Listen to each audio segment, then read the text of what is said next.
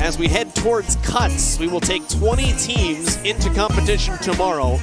These are the 10 teams that we'll actually see in this heat as well. CrossFit Torian leads the way with a 4-point advantage over Raw Iron CrossFit. Peak 360 is the first team on the outside looking in, a team that has not just podium but gold medal aspirations, 36 points out of third. All right, what are the three Migos, Annie? It's all about synchronization, Joel. Starts with 122 wall ball shots, goes into 90 synchronized GHD sit-ups, 60 synchro box jump overs, 30 synchro dumbbell snatches. Just 3 of your teammates will be working, and you can alternate in whoever works at any time. All right, our steps to success. Yep. It's going to start with clean transitions. There's a lot of work to be done, so we need to make sure those transitions happen quickly. And the work distribution, you need to be smart with that. There's also a lot of work to get done, and so you have to distribute it wisely.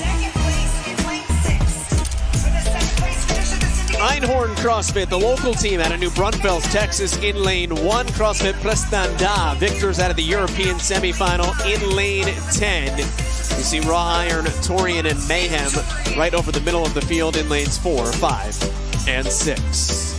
But in lane 3 is CrossFit Peak 360, the only team to finish the test in our last event this morning. A 9th, a 5th, a 9th, and a 1st, a team very much affected by the passing of Lazar Jukic during the first event of competition. And we go down to Lauren Smith. Thanks, Joel. I've just been around in the warm-up area, and I've been catching up with 8th Day, who are in lane number 8. Rachel Closing, and Danielle Dunlap.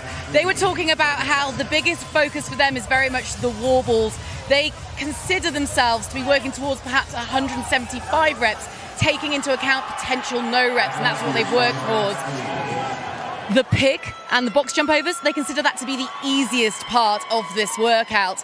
But having watched maybe a couple of rounds of the heats prior, they might consider that a little bit harder than when they first thought. Stand by. It's fitting that 8th Day is in lane 8. Makes it easy. 300 total reps in this event. 120 wall balls. We'll just go ahead and say like 124. We'll build in a couple of no reps. Well, yeah, I mean, I don't know if they're doing that mentally, telling themselves it's 175. I haven't seen that many no reps, so hopefully they're going to be pleasantly surprised when they don't have to do 175. Oh, maybe that's the goal, right? Oh, we're done? 120 wall balls and then 90 GHDs. All of this is synchronized, and the wall ball is synchronized at the bottom. Communication is key, and you can see communication already here for Prestanda, and Alex Alebro will call for a rotation. How good are you at the wall ball? Are you going to do more reps? Are you going to do less reps? Do you, Annie, distribute the work evenly here? How do you attack how many reps are done by each athlete? Not if I'm on your team. No, I think, again, you're going to have to play to the strengths and weaknesses of your teammates.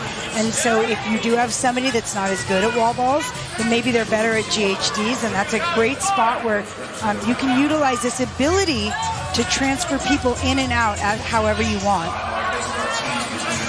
Remember, too, wall balls can be very taxing on those quads, and you're going into GHD sit-ups. We're also very taxing on those quads. Peak 360 fighting their way back into podium contention after this morning. Interesting how this team came together, because Noah Olson is the big name. He and Chandler Smith from Invictus had talked about going team in the offseason.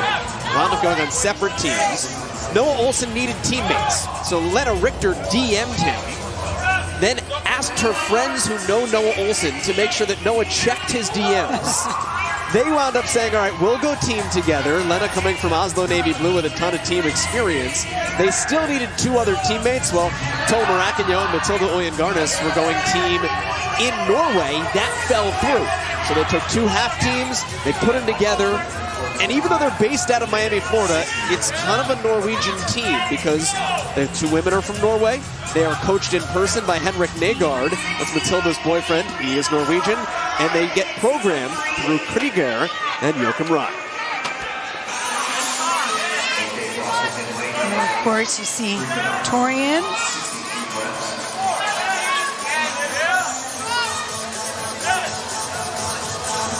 quick transition there for CrossFit Reignited.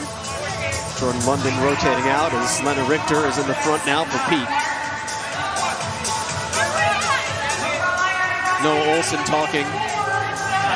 One of his biggest growth points in being on a team, how you communicate. Lena Richter said a couple of weeks ago, when they started training, Noah would just talk during workouts. And she said, it's not helpful. We need to learn what to talk. He's come a long way as a leader and a captain for that Peak 360 team. Whereas I heard Matilda is the quietest, and when she does speak, everybody is taken aback. Wait, what? Wait, did she just talk? They're within 4 reps of raw iron. Now you'll notice on the leaderboard, Torian nowhere to be seen.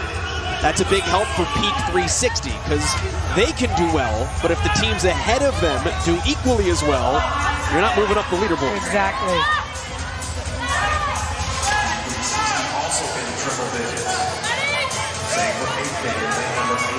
You can see Torian in the red and black leaders jersey is now at the bottom of your screen. This is the view of what it's like to be a wall ball target. Raw iron was there in front of you. You've got the 2 Australian teams wall balling in sync together across from one another.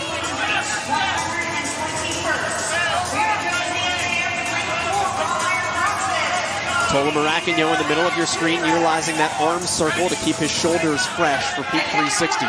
But it looks like raw iron is the first off of those wall balls. Emily, Cara, and Newberry. Oh, Newberry almost went to the wrong GHD right there. Yeah, they only count if you do them on your team's GHDs. The difference between placements and points is 4. So if Raw Iron wins this event, and Torian doesn't finish second, Raw Iron is starting Sunday in the leaders jersey.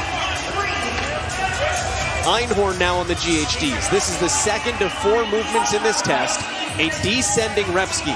120 wall balls, 90 GHD sit-ups, 60 box jumps, 30 dumbbell snatches. 3 members of your team working at a time. You can mix and mingle, mix and match as you see fit. Annie, back in Heat 1, you said you get more extension here than a traditional sit-up. If you've never seen this movement at home, why doesn't this hurt your back? Why doesn't it? Ideally because your back is strong enough and mobile enough that it can take this.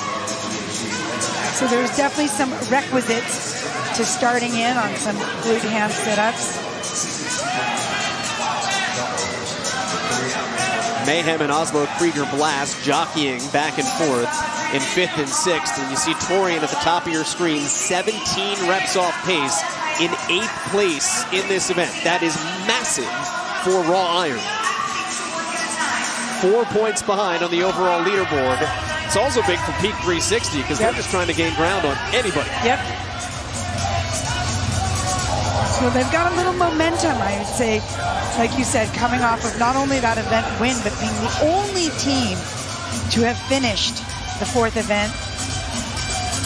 Freestanding handstand push-ups. That just means they did more work.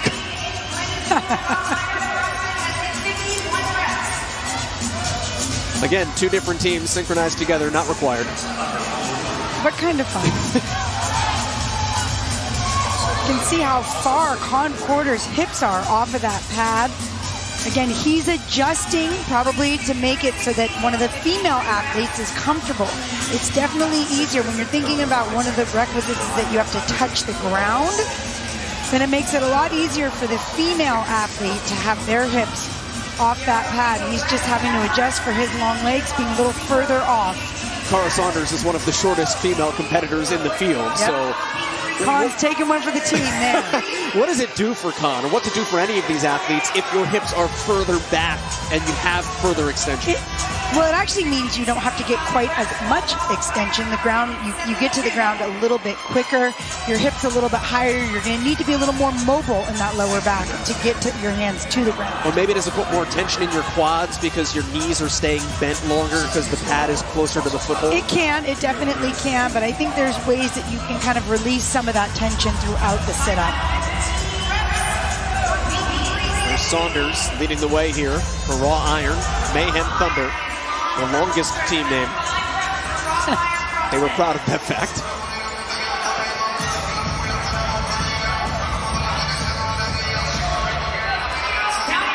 We have quite a few teams that are synced up on these. To the pig jumps. 3 work at a time, synchronized at the top, and you just have to be careful you don't step down too quickly to hit a no rep. Time to beat is 12:17. That was, of course, set by CrossFit Invictus in the heat before. Right behind them with their teammates or their fellow CrossFit Invictus team, Unconquerable, 12:35.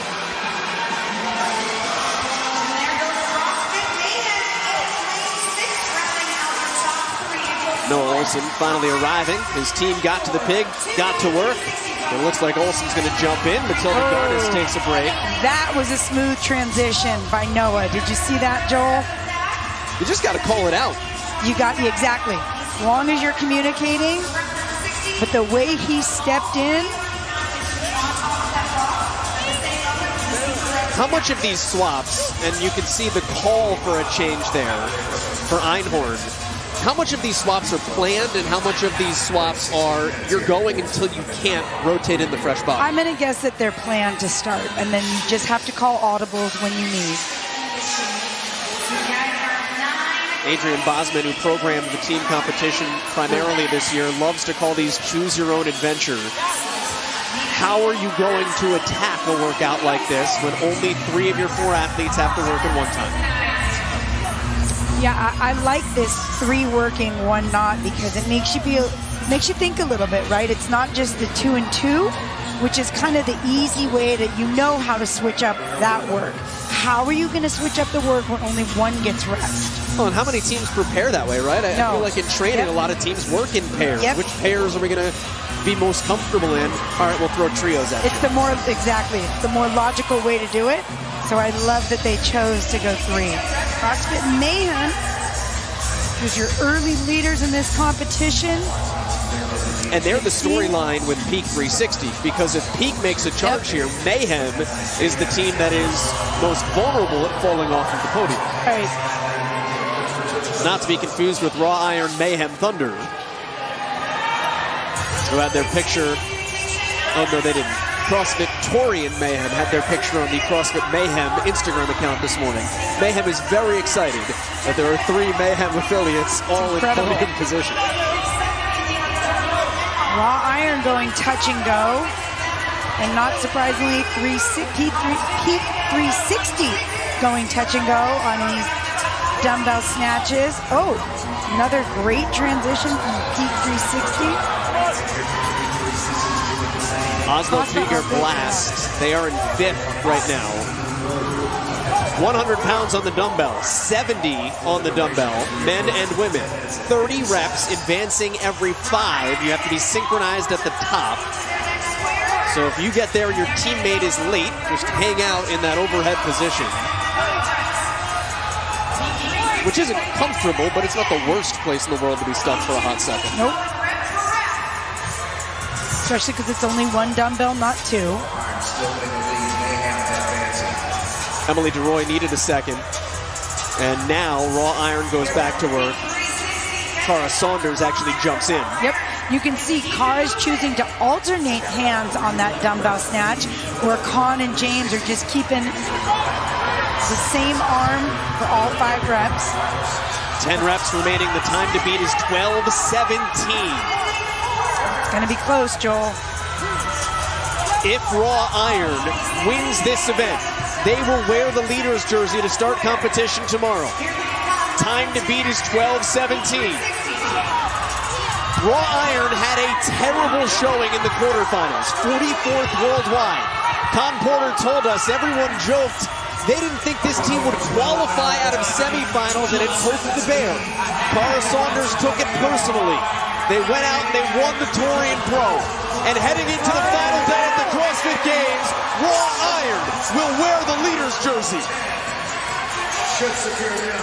CrossFit Invictus will hold that 2nd place with 12:17, but Peak 360 comes in ahead of Unconquerable.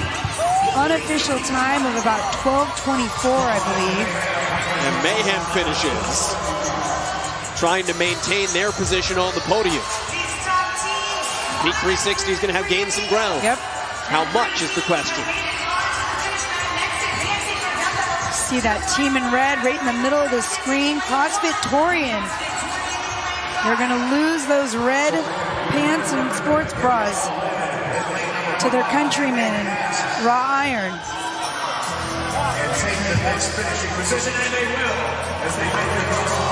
Torian finishes.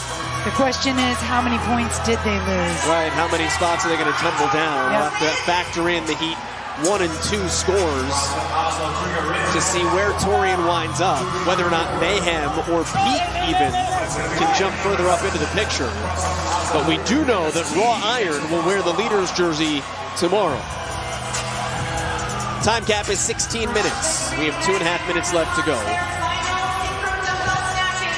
Almost everybody is done in this heat. Nobody had even come close to finishing yet by this point in the first heat. Nope. Einhorn finishing up right here. They're going to make it inside the time cap.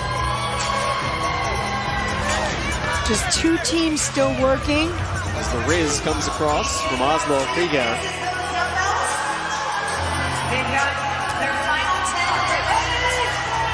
Eighth day CrossFit. Dylan Hamming is so strong. Long-haired athlete on the left side next to Michael Pass. Danielle Dunlap, who travels up to Michigan from North Carolina where her husband is in the military. Athlete closest to us in the yellow shorts. Originally from Michigan, though. Rachel Clausen gonna go with these final 5 reps, working with the guys. Oh, nice power snatch. Oh, good fight by Clausen. And that takes us to Prestanda. Last 5 reps, they're going to get plenty of time in under the cap. This is why this is your top 10 teams, Joel. No time cap needed. They smoked this. All 10 teams finished in almost less time than it took the first team to finish in Heat 1. Well, the red jersey after 2 days of team competition is Australian, but it's changing teams in Australia. Good little wink there from Cara Saunders. Great move from CrossFit. Raw Iron.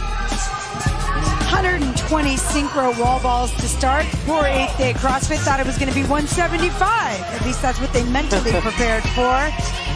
It was CrossFit, it was a Raw Iron CrossFit that made the early move on those 120 wall balls. They were the first one to the GHD, but Peak 360 was breathing down their necks. It was a battle between Raw Iron and Peak 360 the whole way, but when it came to the dumbbells, Raw Iron was able to hang on to the small lead that they got. They will wear the leader jersey tomorrow. 7-second win over CrossFit Invictus. That time holds up from the second heat. Then Peak 360 making moves. Mayhem is 4th, Torian is 6th. So I don't know how the podium picture will be shaken up. It still may be Raw Iron, Mayhem, and Torian at the start of competition tomorrow. But we do know Raw Iron will be the first of those 3 teams, and they are down with Lauren Smith. Thanks, Joel. Yes, I have Raw Iron alongside me, and with that unofficial event win, it means that you will go into tomorrow with the red